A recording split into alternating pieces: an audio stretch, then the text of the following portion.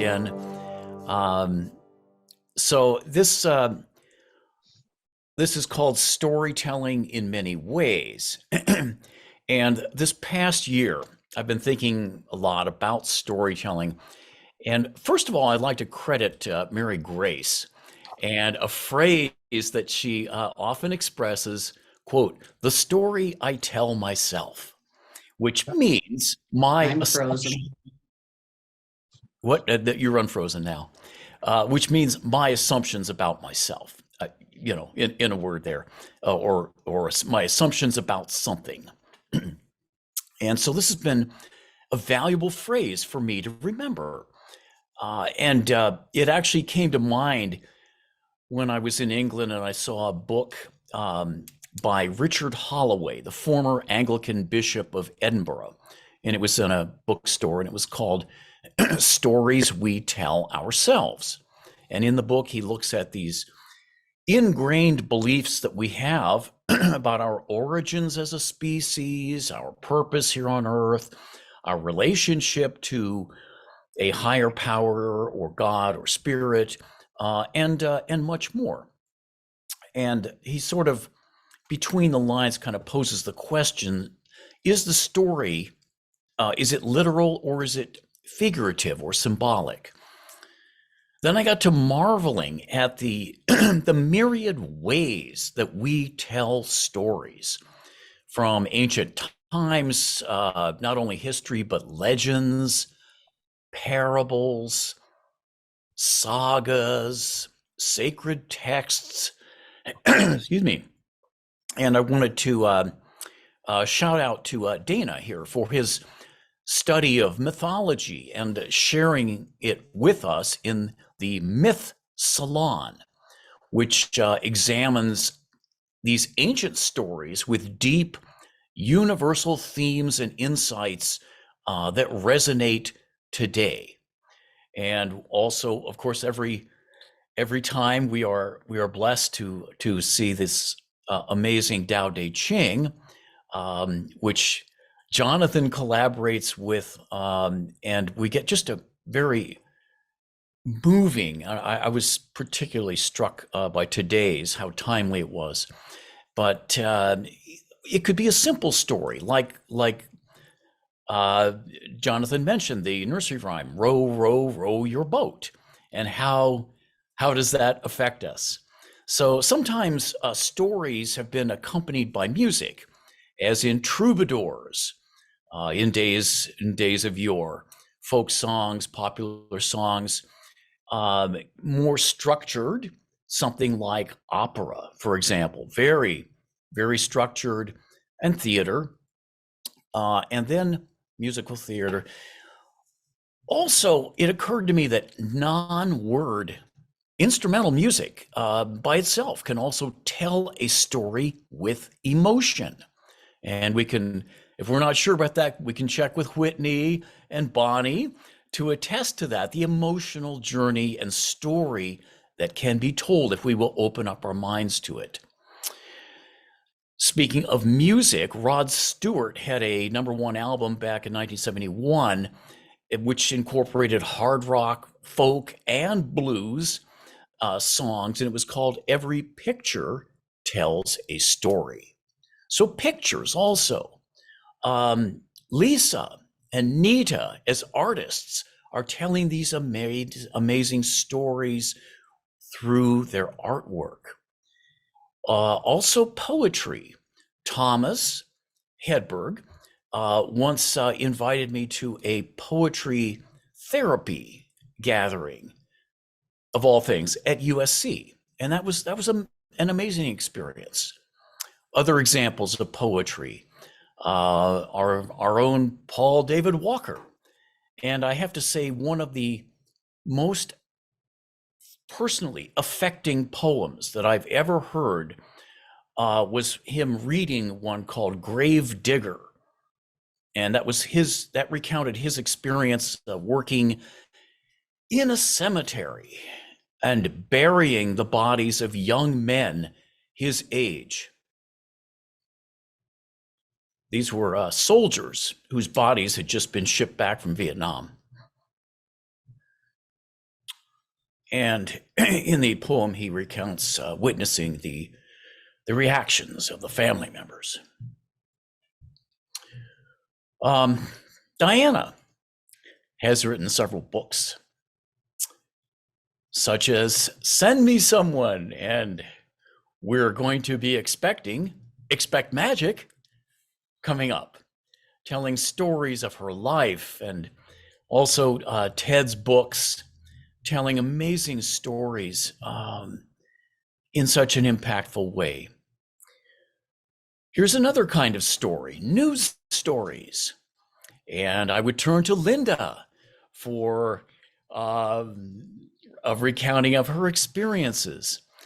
And what was interesting to me was hearing Linda tell about the story itself, that as she would interview people on air and get their reactions, but there was a story that she couldn't tell on air that was a deeper story about what they were experiencing emotionally. And now she has an opportunity to hear those stories and help people through her therapy work. And Linda also has a blog that relates these experiences and also her thoughts and feelings, these stories, in ways that can help her clients and anybody who reads them. We tell our stories, tell ourselves our stories all the time. And I would think that there are many times, certainly myself, where we don't remember these stories because they're told in our dreams. And for example, I would like to mention Tim and Sarah, who really plumb the depths of the stories in our dreams. What is the meaning to us? And there's no one set meaning. Like, well, if you dream of a river, it means such and such. If you dream of a mountain, it means such. No. That's not the way to look at it. There is a personal meaning that is drawn from those dreams. Mac has each person that he talks with on his radio show, he draws from them their story, and it is shared to his audience. They are all different ones.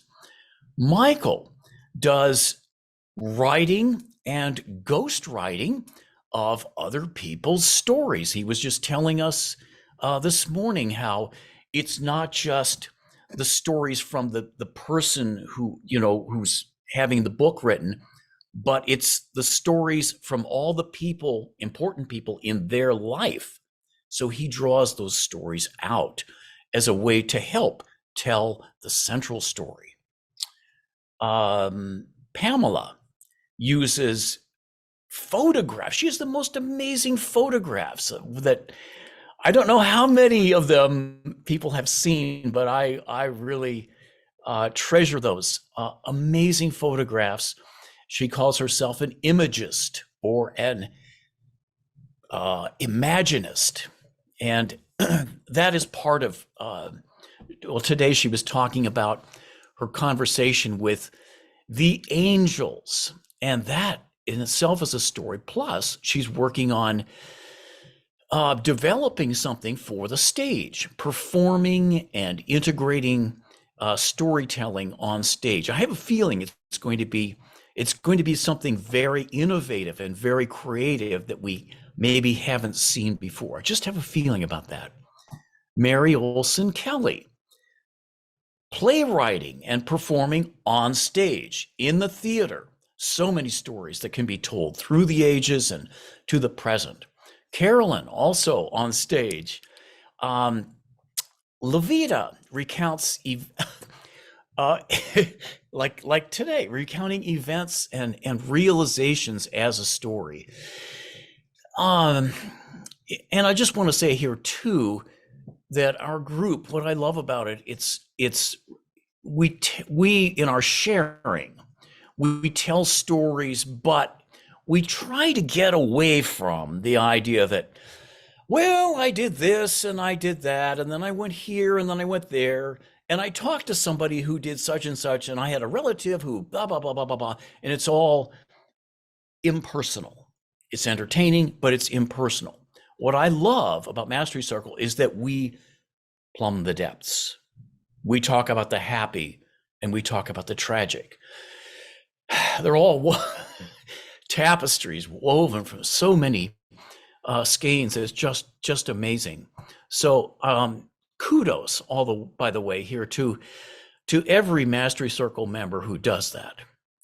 Now, Michale, oh my gosh. So our spiritual reading was an amazing story. And she has made a career of traveling the world and collecting and imparting and creating stories that have such depth and meaning. So I wanted to speak of that. Amy posted about a story salon, and Amy says they're the longest running storytelling group in LA, which she invited me to. So it's coming, I guess, later this month. And let's see. I'm just loving going through the list. I'm gonna ask for some input in a moment. But before I do, I just wanted to say that besides entertaining narratives, there's storytelling that's transformational. And a good example of that would be Naveed, the work that he is doing in Pakistan, working with young people, and particularly girls and women, to tell their stories and to get them out there by using their smartphone to record the images and the stories, and then put them on YouTube. So there are some stories that this is kind of maybe a little sad, but there are stories and belief systems that people adhere to and are tied to, perhaps not in a freeing way. There are some people who use the Bible, and they'll pick stories out of here and there. Well, God says such and such, quote, here's the chapter, and here's the verse, so therefore it must be true. You cannot question any of these beliefs because, quote, God says it is true. So, end of discussion. So there's no learning. There's no cognitive dissonance that's dealt with. It's all, these are my solid beliefs. Lately, there's been one that's popped up that you've all heard about online, and it's stories about cannibalism, devil worship, drinking babies' blood, the space lasers, lizard people from another planet who walk among us. JFK Jr. is still alive and has been hiding out ever since he was reported dead. That's my favorite part of it.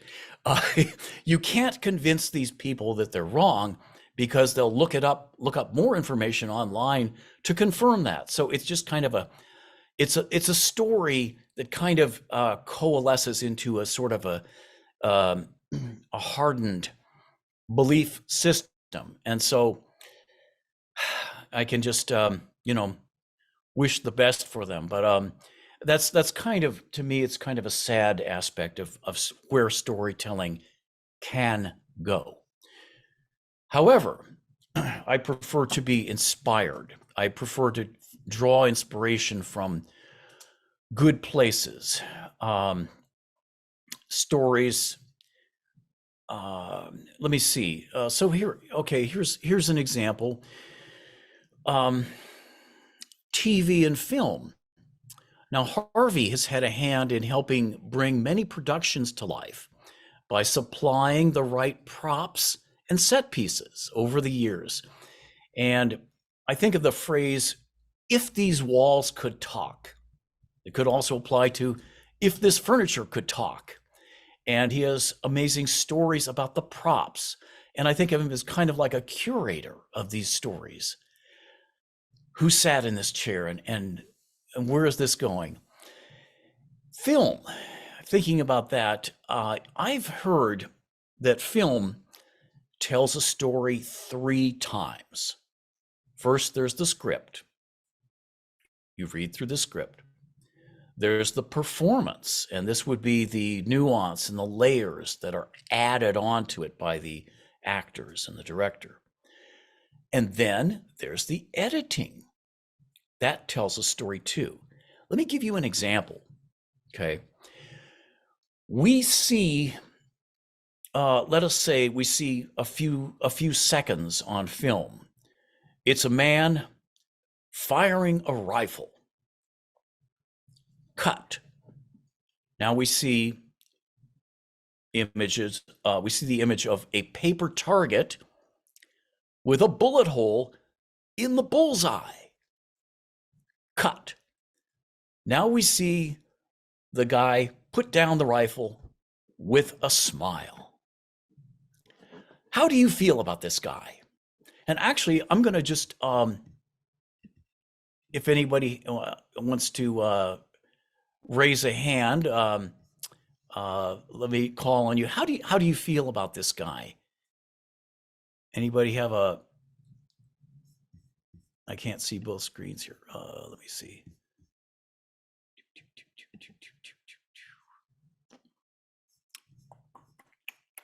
Anybody want to be bold? Carolyn has her hand up. I didn't see it there. Okay, great. Yes, Carolyn, how do you feel about that guy?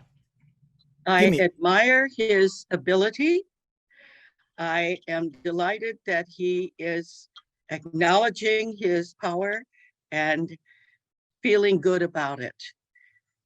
And Great. I wonder how else he would be using his rifle. Okay, cool. Somebody else. What are your thoughts about? Thank you, and thank you. That's very very helpful. Anybody else have an idea? How do you feel about this guy? Or nothing? Do you feel nothing about him? Are there any? Okay, all right. So we can either feel positive or not really have a feeling one way or another. Okay, now the editor gets to work here. Let's change this a little bit. We see the same image of the man firing the rifle.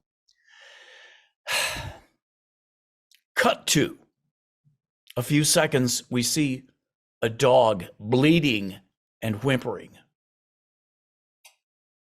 Cut to, we see the man put down the rifle with a smile.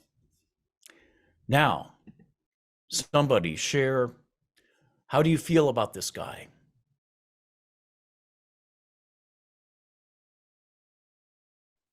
Any thoughts? Yes, Eugenia. I hate him. It brought out the emotion that he hurt the dog, and that really disturbs me. So it brought that emotion. Thank you. Thank you. Yeah. So the editing made the entire difference there. The actor did what he was told to do, and the story completely changed. So that's an example of, if you maybe you heard somebody say something, but you didn't have the full details behind it. Things can change when you start to hear some of the differences, some of the nuances. Other examples of telling a story, commercials, radio or TV or online, which they tell a story in order to basically sell a product or service. They get you, they are designed to get you to feel happy or sad or afraid or needy or whatever it might be. So it's a story that is designed to create some kind of emotion. I personally prefer the happy commercials. The Folgers commercials I used to love. I used to almost be able to smell the aroma of the coffee, the music, and then these close-ups of, I loved the product for the commercials. Let's see. So here's other examples of some ways that I've told the stories through stand-up comedy. You can tell in stand-up, it could be like, well, have you ever heard such and such, or did you ever wonder about such and such? And it's impersonal. I choose to be personal, so it's personal comedy rather than observational. But it can be about anything, about my experience growing up, getting hit by a car, dating Allison, whatever it might be. And there's a way that you kind of find the funny. It's what it's called. So even a tragic moment, given enough time, you can find the funny. In my podcast, I've had the honor to be able to interview actually several people from Mastery Circle and draw out their stories. In the short film that I made, Mother's Day Memories, it was my mother's story of having Alzheimer's and the family, how the family was affected too. So our story as well. I've written articles, all kinds of things, news stories with a wire service, feature stories for different publications. And some of them were like general interest, others were business focused. I had an interesting, I once worked with the East Boston Community News as a reporter, and the editor was Mike Resendiz.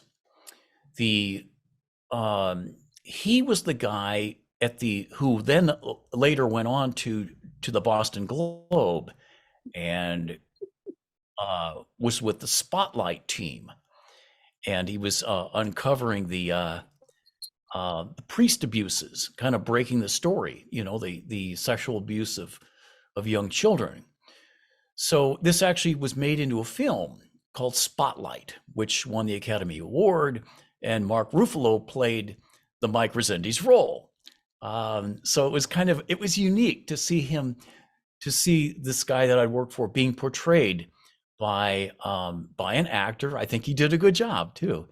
But one of the things that I remember, one of my best memories about working there was Mike assigned me to talk with a Catholic priest, not one of the predators. This was a good guy who was working in the community, and his job, he worked with people who lived in the projects, very poor people, and so I was assigned to get his story and talk with him, and he just recounted, and he went on about what's below the surface. It's not just income level. It's not just upbringing. It's what is in the person's heart. And he talked about the people that he worked with, whom he considered friends in his parish, the ones living in the project. And I'll never forget his comment to me, this standout line. He said,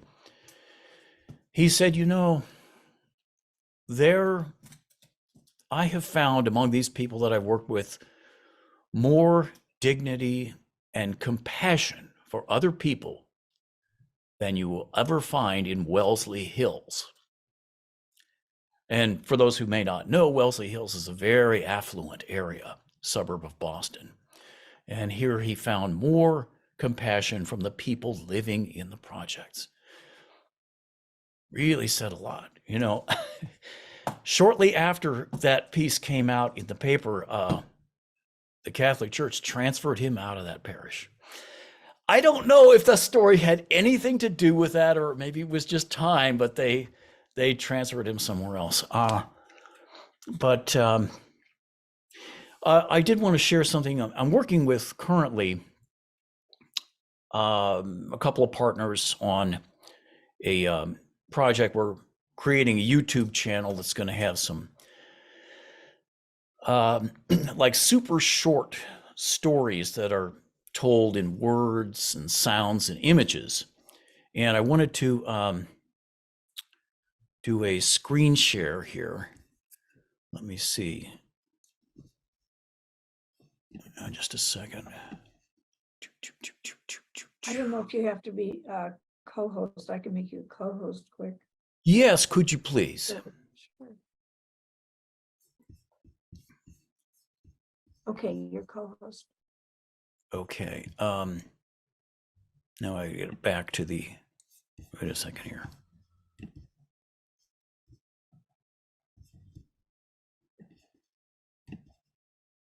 La, la, la, la, la. Oh, sorry about that. Okay, let me do a screen share then.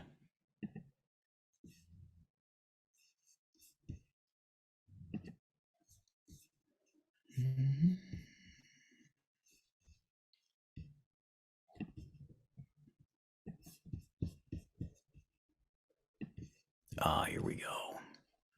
Here we go.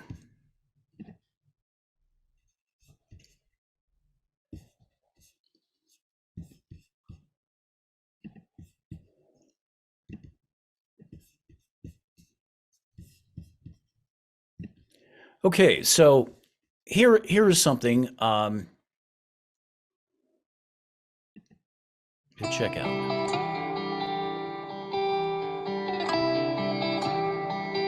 I was driving to work when my car suddenly stopped. I pulled over to the side of the road and tried to figure out what was wrong. I didn't have any service on my phone, so I couldn't call for help. I was starting to feel panicky when a car pulled up behind me. A woman got out and asked if I needed help. She helped me get my car going, and that's how we first met, he tells his daughter.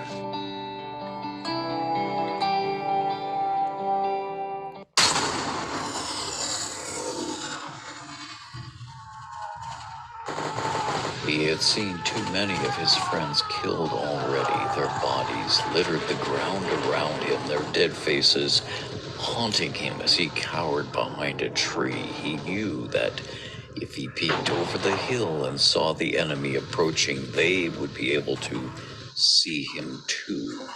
And then he would be dead, too afraid to move. The soldier stayed put and prayed for a miracle.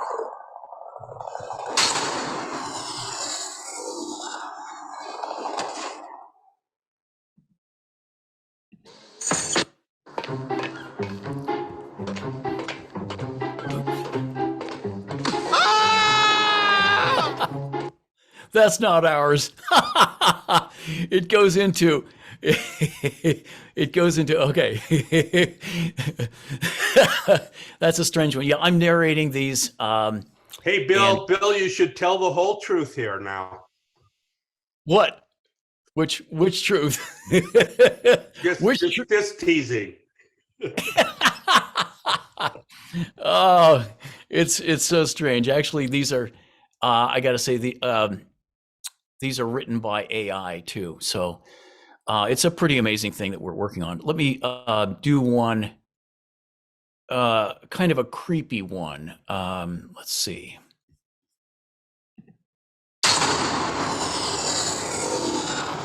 Hidden in the wall. I knew there was something wrong the moment I heard the first noise coming from the wall. It was a soft, scratching sound that made my skin crawl. I tried to ignore it, but it kept getting louder and more persistent. Finally, I couldn't take it anymore. I got up from my bed and went to investigate. As soon as I put my hand on the wall, I could feel something moving around behind it.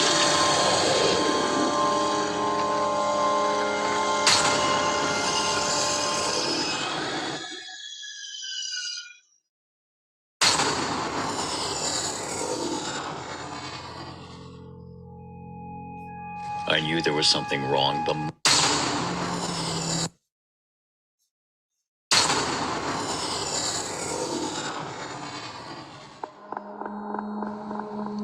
The police found a body in the river, but it was so decomposed that it was difficult to identify. They eventually determined that it was the body of a local man who had been missing for weeks. However, the cause of death was still a mystery.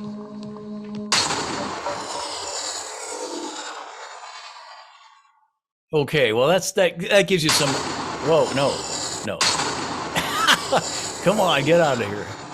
All right, there we go. Let me stop. Share. Okay. Well, that'll give you some idea. So it's like we only had one that was kind of non-creepy there, but there are others that are really wonderful that we're doing. So I just wanted to, kind of share the fun of that with you guys. Now, let's see. So actually, let me just take a moment right now and just I've been doing a heck of a lot of talking. So before I move on to the next thing, any comments, questions by people? Yeah, Michael, please, and then Patricia, and then Lovita. Well, I would sort of like to comment or ask you for your thought about the story is a vehicle. Remember, the story is a vehicle for meaning. And what's interesting about storytelling is really the meaning at the core of the story. And what are we transmitting when we do tell stories? Because the meaning is the takeaway. It's the thing that people remember.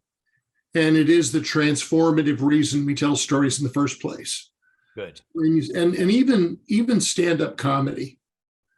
Even stand-up comedy, when you do a bit, I used to write stand-up comedy for my partner when we used to do online radio plays and everything, but I helped him write stand-up comedy. And like he'd say, well, the point is, how do you create something that makes people think in an instant? But what's the takeaway? What's the thing people walk away with a sharp thought? And I just wanted your thoughts about that. What is it? The story being the vehicle, being the machinery. The flash at the end. The flash at the end, when people go home and they've forgotten the story, but they remember the takeaway. I think that's great. And so, I mean, It's like the seed that's wrapped in all the other stuff, and that's the essence. So yeah, when I work, I often write the takeaway first, and then I write the story around it. Good. Takeaway is what comes first. Perfect. Thank you. Okay. Thank you. Patricia, please. When I went to Valley, I witnessed how they tell stories through shadow puppet shows, which they have been doing for centuries. In fact, centuries ago, when people were illiterate, that's how they learned stories from the Ramayana, which is their mythology, and their takeaway was moral stories, like our fables, Aesop's fables. And it was so interesting to see how people from different ages were completely transfixed watching the performance. And in temples also, they had theater. So you will see the dragon come and the witches and the good guy and the whole story. And I will watch the audience. We're the locals. And there were a few foreigners. And again, just learning from their stories. Yeah. Théâtre des Ombres. And it was even before movies were shown on a screen, you had the shadows shown on a screen. So that kind of, has remained the same. Thank you for mentioning that. I see Michelle's hand up, but there was somebody else that I had. Oh, Lovita first. Yes, thank you. Thank you, Bill. I wanted to go back to your the story about the dog, because it triggered a memory from my childhood. I would offer that the editor had the sequence not correct. The smile was the beginning, the arrival of animal control. that looked friendly enough, and the picking up of a gun, which is just a behavior not related to anything initially, and then the shooting of the dog, which actually had rabies and was frothing and in a fit. So it was a very compassionate gesture. And if you flip the story, there are so many, each of us would have a different interpretation or experience. And that was one of mine as a child. We had twin Dalmatian dogs that contracted distemper at the same time and were put down in the backyard. And just recently, I took my cat to animal control because I found out the injections that they give to put a pet down is toxic to the environment and can have quite an impact on the ground or other creatures that even dig it up after, you know, because I was thinking about burying her in the desert. And I found out a piece of information I didn't have before, which I was very grateful for. And I went to the animal control and was greeted again by a smile of a very compassionate man doing a service that could not be rendered otherwise. Thank you. Thank you for that example, Bill. Oh, thank you for that different context that you put it in too. It's like the more information that we have, the more opportunity we have to learn something from it or apply it to what we know. And yeah, absolutely. That's a perfect example of just taking another step. Yes, Michelle, please. Wait, I just wanted to finish. So my takeaway, I'm sorry. my takeaway was the thoughtfulness and compassion that may not always look like that. Exactly. Exactly. Yes, Michelle. Okay. We have so many different things, thoughts. My brain is going here and then there and then there again. But one of the things I think in our stories, and I think Michael was referencing that as well, is that often we don't even know our own story. And in my own coaching work now with one-on-one coaching with entrepreneurs who are getting ready to share their stories on stages or with clients or podcasts, at the end of each session, I actually retell the person's story back to them. Oftentimes I hear things that they're not sharing, but they're underneath what it is that they're sharing. And my experience has been how transformative that is, because we don't see our lives the way others do. And when someone else can reflect back to us our story as they hear it, and then with, being able to elevate those moments that really are what makes our story so potent and powerful, it changes us, because we've never had the opportunity to thread those pieces together and experience our story in its wholeness as reflected back to us. And when we experience that, it allows us to own and claim the power of our own story. And that's very, very healing and transformative, because it allows us to live our lives, I think, in a more meaningful way. Wow. Thank you. Thank you very much. Hyacinth, please, and then Afton. Yes, hi. Oh my gosh, I love this meeting about storytelling. And when you were like speaking on everyone, my phone died, so I don't know if you got around to me, and if you didn't, that's fine. However, I want to say how, I don't know if you guys remember, those of us that used to meet over in the room. I have a friend, DJ Riley, that, oh my God, gave me an amazing story of all the places that I went because he needed care. And we met all these people and have this book of photos of these very well-known people, these award shows we went to, and he got press passes. But just the friend that DJ was to me, I miss him so much.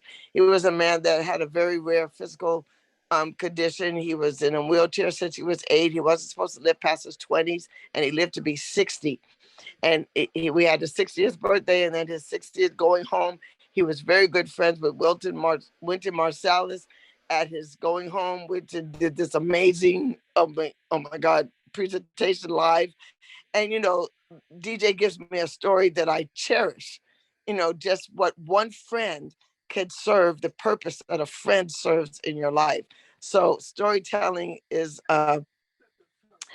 mastery and artistry that is just, I don't think gets the attention that it deserves. And I'm so grateful for this session where we can share some and talk about the value of storytelling. So thank you so much. Thank you, Hyacinth. Afton, please. Yes, I wanted to add that psychotherapy, especially long-term depth therapy, is all about someone having a place to tell their story. And as the time goes by, in reframing, the story is different. They present it differently. And it's such a privilege to be with someone in a sacred space where they often have the courage to tell a story that they haven't even allowed themselves to see before. So that's a powerful place for storytelling. Yes, yes, absolutely. Thank you. Paul, please. Or is it Paul or Bonnie? Or Whitney, Whitney, then Paul. Oh, I'm sorry. Okay, yeah, Whitney, and then the Walkers or Paul. Okay, Whitney, go for it. This is such a wonderful morning. Thank you, Bill. You are the best. You're perfect for this topic. I love it. It's been a wonderful morning. So what I'm glad and grateful that you mentioned is that story without words, which is music. And it just brought to mind Star Wars or, all John Williams film music and what that brings forth inside our imaginations. Or when I think of, tone poems of Richard Strauss on Heldenleben, the hero's life, and even Beethoven's Nine or pop music like the Beatles and the songs. Well, those are with words, so that doesn't really, that's a whole nother storytelling. And storytelling with words with music is incredible, isn't it? What it can do to one's heart but one's inner oral world and visualization inside without words that just take us to whole other places, but still there are stories of that. And so thank you. That's what I wanted to share. Thank you, Whitney. Oh boy, we are running out of time. I got more material here too, but let me see. Okay, so we got Paul and then Carolyn, and maybe we'll kind of, unless there's any. Okay, anyway, well, let's Paul, please. Yeah, so I spent about 25 years in a company that did team buildings for CEOs and their teams, Fortune 500 companies, and I don't have any advanced degrees other than a bachelor's degree, and I don't have the kind of experience most of my clients have had. But those 3-day offsites were based on storytelling. I would tell a story from my life that was appropriate to teamwork or building accountability. And then I would have members of the team tell their stories. And when we trained facilitators, we'd take them through a 3-week storytelling course so that they could not lecture. Imagine lecturing to the CEO of New York Life, right? It's just not going to work. But tell stories from our lives that are relevant to the topics at hand. And it just works so well. So thank you for this. Great, thank you. And Carolyn, I think we might be wrapping up here. Okay. Yeah. I wanted to say, while I was teaching general music in a high school, one of the favorite homeworks that I gave kids was that they had to watch television for an hour that night and then they had to watch a drama and write about how the music in the background helped tell the story. Another thing is, speaking of stories without sound, mimes really tell a story. And another thing is, you really get a story when you watch someone's face as the face changes from surprise or into sorrow or whatever. Like there's a whole story in a face. Okay, bye. Great, thank you so much. Wow, it's just I just feel so full of and filled up with the wonderful things and experiences and the enthusiasm this morning. Bill, could I say something? A quick, real short. My work at Homeboys, I know that when they own their story, they are fuller. They are fine. But it's so hard to get them to stop criticizing themselves about where they've been. anyway, it's my job. Wanted to say. Thank you. Thank you so much for that reminder too, Linda. Yeah, it's can be transformative. Just hearing it in the right with the right receptivity, and there's a flow of energy of giving and accepting. So that's beautiful and transformative. Thank you, Linda. So I do want to apologize if I've left anybody out that I should have mentioned relating to this, but certainly anyone in this group, and I think everyone has had opportunities to share personally in our sharing stories that not just about water cooler stuff. Well, I did this last weekend and blah blah blah blah, but things that are meaningful, that are deep, the kinds of stories that in another setting might be considered TMI, too much information. No, we welcome too much information. We know how to handle it safely. We know how to make people feel safe, make each other feel safe. So, so it's certainly an honor to do that. And so I'll just kind of wrap up at this point. We had and the short story that Nita led us in, creating the 6-word idea, like the old Hemingway, I think it was challenged. I think she said to create a story in 6 words, and he said, "For sale, baby shoes, never worn." The story you can create from that. I also worked, had a discussion with some other filmmakers recently on tell a story in 2 sentences. Like this one. He remembered how, as a child, he wished he could do a dangerous job like fighting fires. Sadly, 3 days later, he got his wish. Very impactful and just poignant. But something to leave us with is I just want to thank everybody for your contribution today. And thank you.